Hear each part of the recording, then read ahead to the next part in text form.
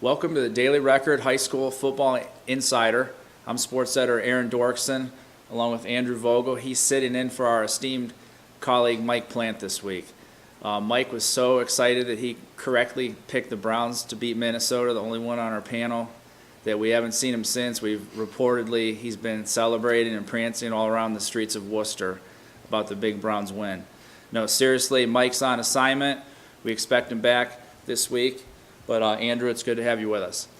Thanks. It's good to be here. Right now, it's only a spot start for me. I'm hoping that I don't get sent back down to AAA at the end of this week. But I'm hoping that I can provide a ratings boost over Mike Plant. Just don't call him Wally Pip yet. So, don't let Andrew fool you. He's more than a spot starter. We're glad to have this Atlanta native part of our team. He has had to learn about keeping sweatshirts in the car and not showing up at football games in shorts and t-shirts when it winds up being 40 degrees that night. But seriously, without further ado, let's get into the week 5 of the season. It's the halfway point for most teams. Andrew, let's start in the OCC. And we've got two 4-0 teams that are going to be facing off this week, Orville and Mansfield Senior. Orville's 4-0 start has got to be a surprise, really, for everybody. They're coming off a really fun win last week, 16-9 over Lexington. That was a game with all the bad weather. And interestingly, the game was stopped for an hour, and both coaches were ready to call it and postpone it and come back the next day. Kent Smith, Orville's athletic director, was one of the guys who was saying, no, let's wait it out and see if we can get the game in. Orville ended up winning their 600th game last week, so it was a fun game to be at. Where Orville has climbed all the way to number 6 in the AP poll, and they're currently ranked number 1 in the Division 5 Region 16 computer rankings. So they've had a really nice start. The only downside of last week's win was that it came at the expense of injuries to Keontae Owens and Joel Zuck, two of their really nice, good running backs, and that's a problem because Orville has really made its money by running the ball so far. So a much heavier load for Austin Durbin. We might see quarterback Luke Smith throw some more passes this week. For Mansfield Senior, they're probably the OCC favorites coming into this year. Jalen Reese is a very nice player at quarterback. He'll be throwing to Czech Washington at wide receiver. And they've got two of the OCC's probably best defenders and linebackers, Antonio Sandifer and Jaleel Taylor. Yeah, we'll really find out where Orville's at this week. Even the Orville faithful, they're proud of him, but this would be a huge upset if they could go over there and beat the Tigers. The OCC in general, just an outstanding league to cover. It started 10 years ago, Andrew, and all 8 teams have already won or shared a league title. They run the gamut, from Division I down to Division IV in past years. This year with the 7th division, there's no teams in the real big school division. But one of the teams that's really caught fire is West Holmes. They had a tri-championship last year, and despite having 5 of their 6 offensive linemen as new starters, they are steamrolling people so far. They beat Madison 42-14 last week, but this is a heck of a matchup against Ashland. Last year, West Holmes defeated Ashland 41-36. We'll really find out where both of these teams are at in this game. The Arrows are 41-9 in league play since 2006. The whole game basically boils down to, can Ashland stop this West Holmes running attack? So far, no one's been able to do that. No. But Ashland's probably the best team they're going to face yet for West Holmes. Yeah, but Ashland can score points. They always seem to bring in a new quarterback that racks up huge yards. But Lane Perrone already 795 yards rushing, 13 TDs. He's on track for a repeat 2,000-yard season. Luke Ogie and Brady Arnold also can add to that offensive powerhouse. So that should be a good matchup. Shifting gears, 2 teams that are not in the league title picture right now as far as being favored are Mansfield Madison visiting Worcester. 1-3 for Madison, 0-4 for Worcester. Worcester has had the second half blues every game this year, Andrew. They've been right in at the half, and for whatever reason, they haven't been able to get it done in the second half. Well, that completes the look at the OCC. We're going to take a break, come back, look at the WCAL, the PAC, and talk about the first playoff rankings of the season that just were released today.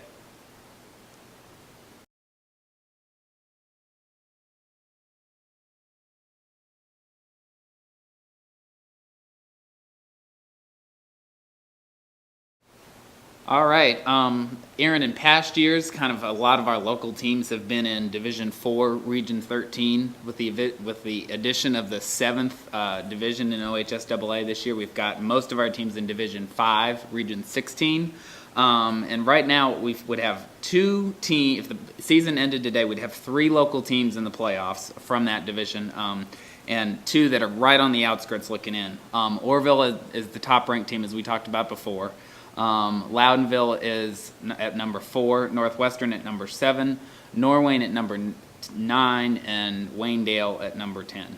And other teams that would be in the playoff mix, West Holmes is currently ranked 6th in Division 3, Region 13, and we've also got Hillsdale, which is in Division 6, Region 19, and they're ranked 11th, 2-2, and so probably that's obviously that can change a lot. This is only looking into week 5, but that's kind of an early look. But right now, Aaron, 2 of the teams that you're going to be covering this week kind of don't factor in the playoff picture right now. Those being Chippewa and Rittman. That's right. All you have to say in Wayne County is the battle for the Big Chief, and people are going to know who you're talking about. Chippewa and Rittman.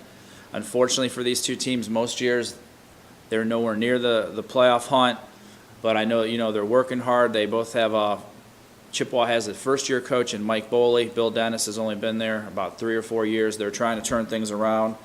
Last year, Rittman won this game 21-20 for its 3rd straight win. No teams in our area have played more times. This is the 114th battle for the Big Chief. Rittman leads the series 56-50-7. Interestingly, during the 20s, the 30s, and even early in the 50s, they played twice a year. So talk about being hard fought. Chippewa last year during the season did snap a 29-game losing streak. Both these teams have struggled. The Chips did not get that win against Rittman, though. This year, Chippewa off to a better start. They're 2-2. Rittman only 1-3. Chippewa had a lot of people pretty impressed that they could stay within 28-14. They only lost by 2 touchdowns to Northwestern, which is loaded, after making the playoffs last year. Some of the Chips to look at in this game are do everything sophomore quarterback Bailey Breitenstein, tight end safety Stoney Epling, running back Bo Wetzel, the leading rusher, linebacker Josh Miller. So those are some good ball players for them. Bill Dennis over at Rittman, this game means a lot for him. When they won it 2 years ago, he kept the Big Chief trophy on his desk all year. I was in his office. He had the framed Daily Record article that Zach Bollinger written from the game. So these teams have not gotten a lot of wins over the last few years, but this is one game they can maybe win. Rittman really struggling, though. They lost to Mapleton in Week 3 pretty big, which Chippewa hammered. And then they lost 42-0 last week to Norwayne. They just agreed to stop the game at the half, mainly because of the weather. And obviously you're not going to come back from 6 touchdowns down. Rittman quarterback Ty Ramsire may have an injury. We have to look into that. And wide receiver Blake Dennis is a big key performer for Rittman. They're going to try to get going. Yeah, and I think probably one of the reasons why this is such a big game maybe in recent years is because both programs kind of have been struggling, so that when wins are hard to come by, you got to beat your rival who's kind of sharing some of those same growing pains. Yeah, well, we had a chance to talk to Chippewa coach Mike Bohley about this game and what it's been like for him in his first year at Chippewa. Here are some of Coach Bohley's comments. Well, Mike, I know this is your first year as Chippewa's coach, but I'm sure it didn't take you very long to learn about the Big Chief rivalry. How important is it to your school, and what's the mood around campus like this week? When you deal with a rivalry game and you deal with 2 communities separated by a couple miles, it's a big thing, and it's one of the first things that got brought to my attention when I took over. That was the first thing people said, hey, Rittman's the big week, and when we do it week 5 rather than week 10. So it's the closer it got, the louder the noise, so to speak, in the community. And then losing 3 years in a row, it's a big thing around town. Real nice start for you after the recent struggles. You have wins over Mapleton and your old school Waterloo, and you hung pretty tight with Northwestern 28-14. What have you liked most about your team so far, and who are some of the guys that are really stepping up? We like our one thing that's really jumped out to us is we have some resiliency. We got down against Tuslaw week 3. We were down 20-12. We bounced back. Had about a 70-yard drive, had a 2-point conversion, sent it to overtime. Unfortunately, we couldn't close that out. And then Northwestern, we kind of battled back. Was an onside kick away from maybe having possession to tie it up. So we bounced back. Unfortunately, you got to lose those type of games before you can start winning those type of games.